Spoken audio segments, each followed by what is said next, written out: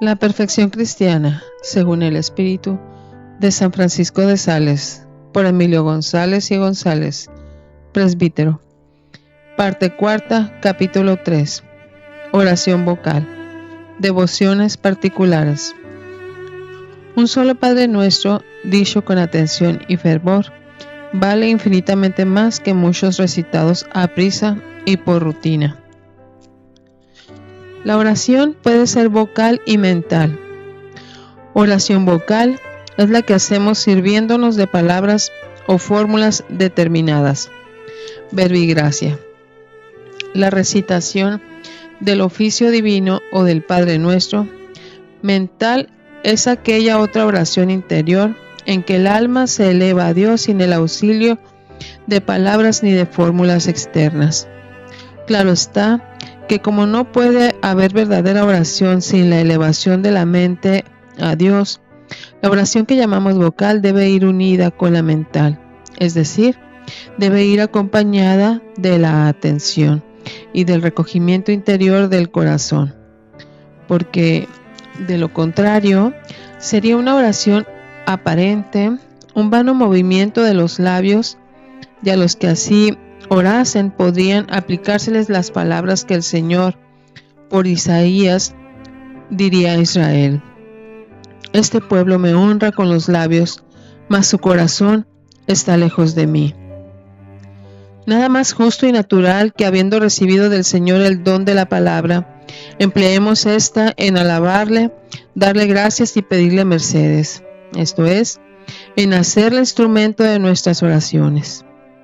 Esto contribuye unas veces a despertar o fomentar en nosotros los sentimientos interiores de devoción, como confiesa en sí mismo San Agustín, que se enfervorizaba y derramaba lágrimas de ternura al oír el canto de la divina salmodia, y otras en un desahogo piadoso, una expansión necesaria con que el alma, inflamada en amor de Dios o enardecida por otros santos afectos, deja escapar el fuego que arde en su interior, como acontecía al real profeta, que después de confesar que su corazón estaba inundado de santa alegría, añade que, por eso, su lengua no podía menos de prorrumpir en expresiones de júbilo.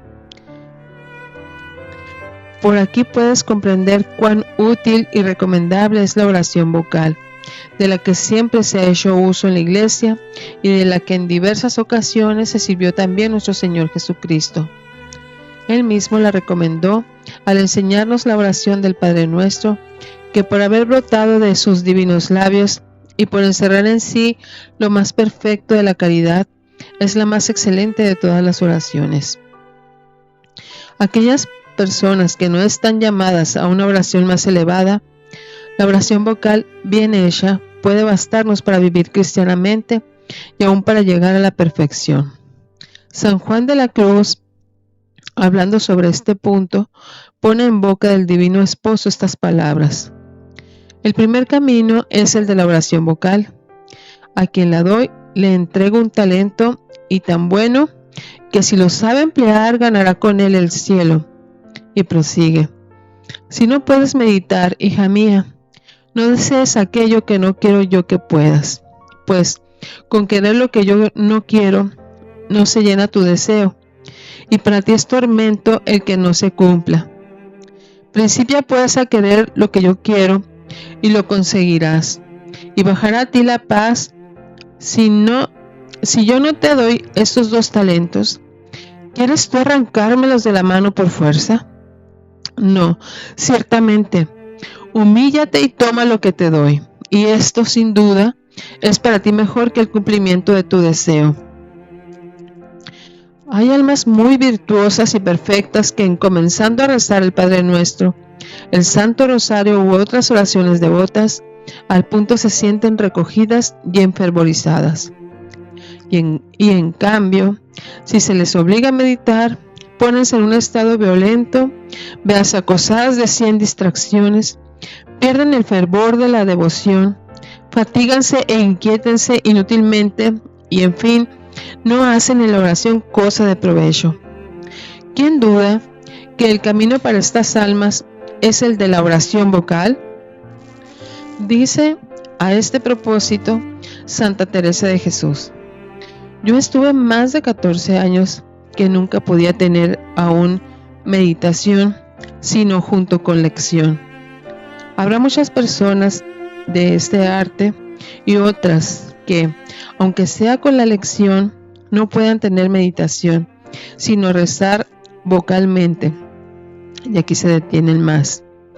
Hay pensamientos tan ligeros que no pueden estar en una cosa, sino siempre desasosegados, y en tanto extremo que si quieren detenerle a pensar en Dios, se les van 1000 disparates y escrúpulos y dudas. Yo conozco una persona bien vieja, de harto buena vida, penitente y muy sierva de Dios, y gasta hartas horas, hartos años en oración vocal, y el mental no hay remedio. Cuando más puede, poco a poco en las oraciones se va deteniendo, y otras personas hay hartas de esta manera.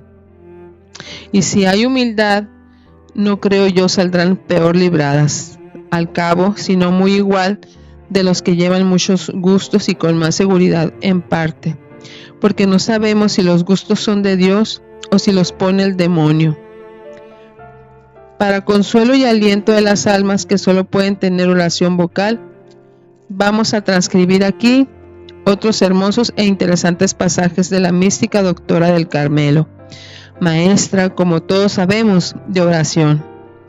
Y porque no penséis, escribe, que se saca poca ganancia de rezar vocalmente con perfección, os digo que es muy posible que estando rezando el Padre Nuestro os ponga el Señor en contemplación perfecta, o rezando otra oración vocal, que por estas vías muestra su majestad que oye al que habla, y le habla su grandeza, suspendiéndole el entendimiento y atajándole el pensamiento, y tomándole, como dicen, la palabra de la boca, que aunque quiere, no puede hablar, sino es con mucha pena. Y en confirmación de esto, refiere la santa el siguiente caso. Conozco una persona, dice, que nunca pudo tener sino oración vocal, y asida a esta lo tenía todo. Vino una vez a mí muy acongojada, que no sabía tener oración mental, ni podía contemplar, sino rezar vocalmente.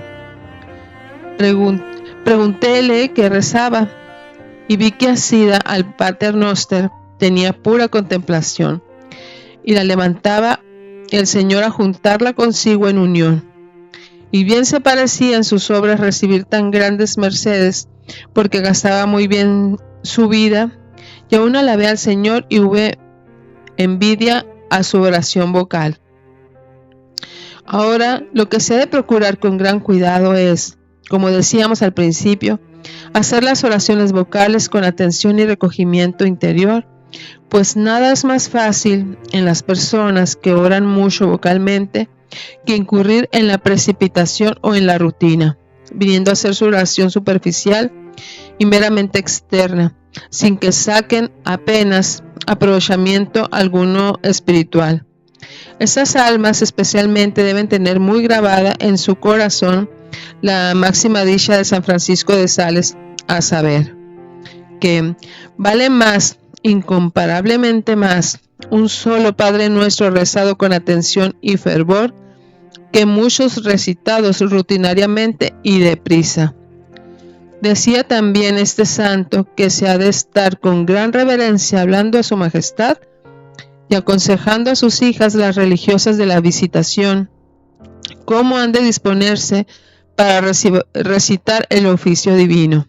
Escribe: no sería bien ir al oficio como se va a la recreación. A esta has de ir con espíritu amorosamente alegre, al rezo con el espíritu seriamente amoroso, en diciéndose Deus in adjutorium meum intende.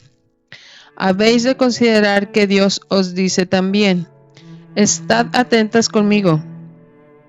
Santo Tomás afirma que si alguno se distrae voluntariamente, peca, y esto impide el fruto de la oración. Mas como quiera que no es posible moralmente conservar de continuo una atención actual, enseña el mismo santo doctor que para que la oración vocal sea meritoria y consiga su efecto, no es necesario que dicha atención actual dure hasta el fin. Basta que, empezando con ella, no haya sido interrumpida por una distracción voluntaria. Sin embargo, es indudable que la oración hecha distraídamente, aunque las distracciones sean involuntarias, no nutre el alma con el jugo de la devoción interior. Por lo cual conviene mucho que, al empezar nuestra oración, nos recojamos interiormente y nos pongamos en la presencia de Dios. Y después, durante aquella, procuremos en cuanto nos sea posible mantener la atención actual, reavivándola de cuando en cuando para que no se amortigüe y desaparezca. Este esfuerzo que hemos de poner para estar atentos cuando oramos ha de ser firme y suave al mismo tiempo. Firme para que se sobreponga a todo cuanto pueda sernos motivo de distracción. Suave para que no fatigue demasiado al espíritu y llegue a producir dolor de cabeza o inquietud. Si puestas estas diligencias no logramos evitar las distracciones, no nos inquietemos por ello. Sufrámosla con espíritu de paciencia y humildad, pues por lo mismo que no son voluntarias, no constituyen pecado, ni mortal ni venial.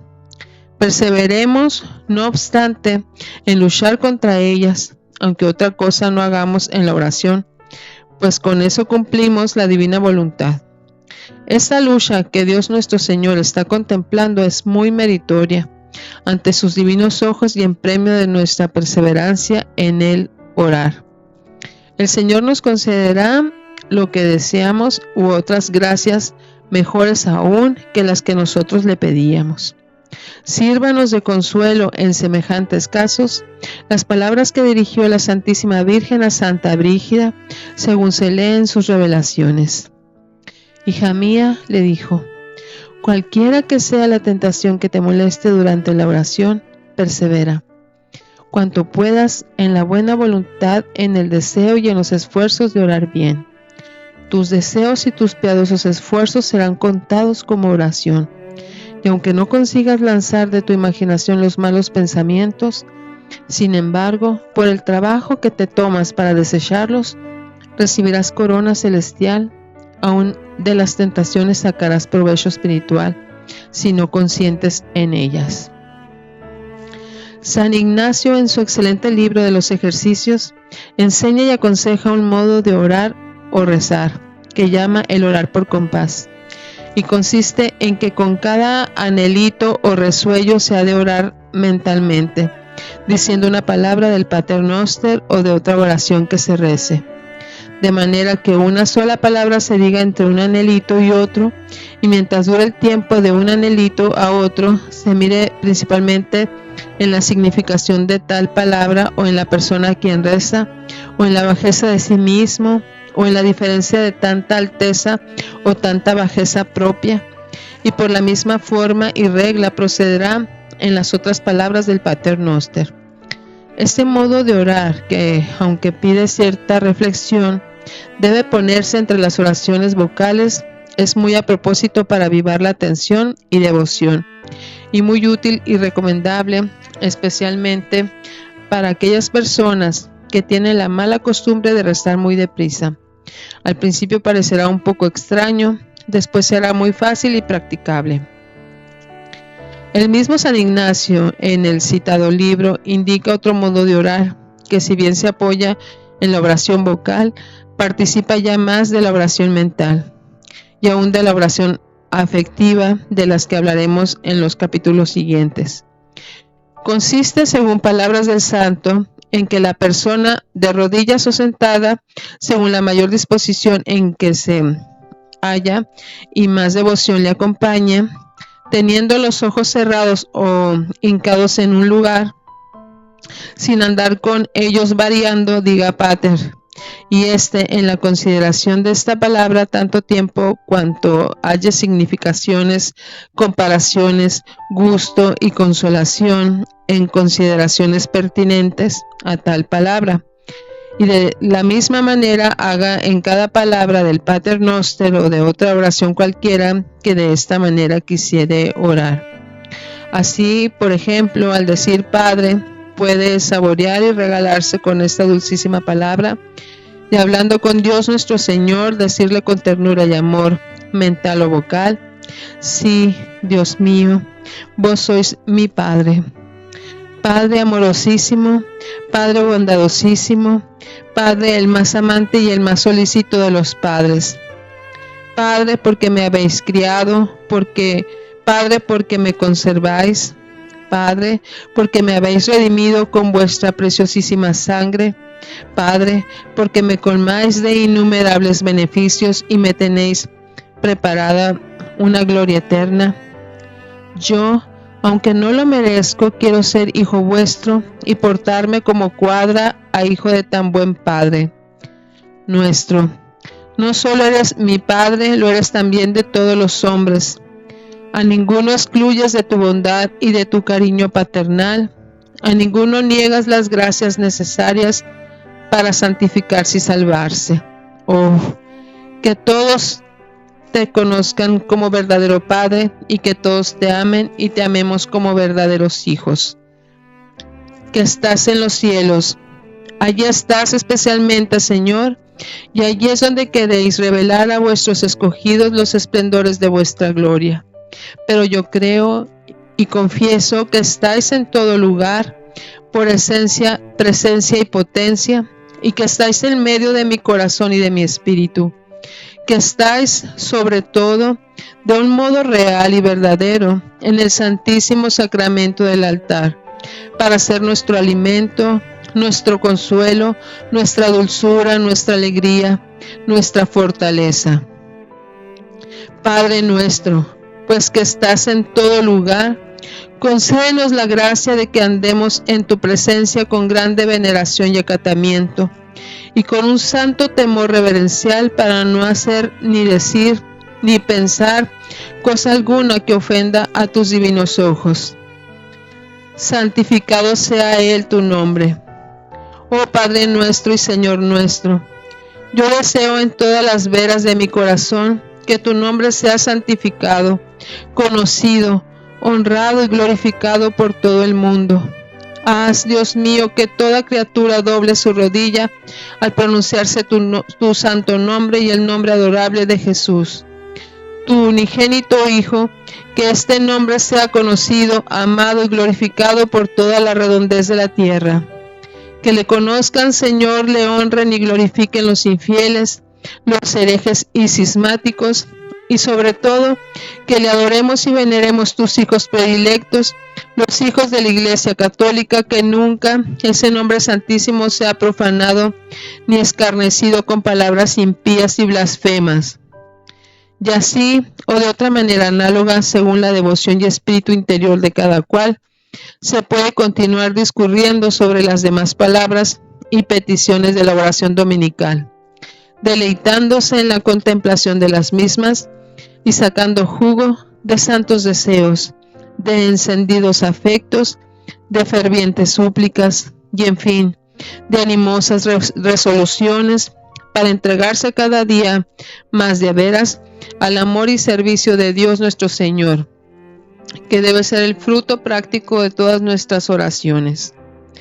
Así solía rezar el Padre Nuestro, el seráfico San Francisco de Asís, y así suelen rezar, cuando lo hacen en privado, las almas más interiores y fervorosas.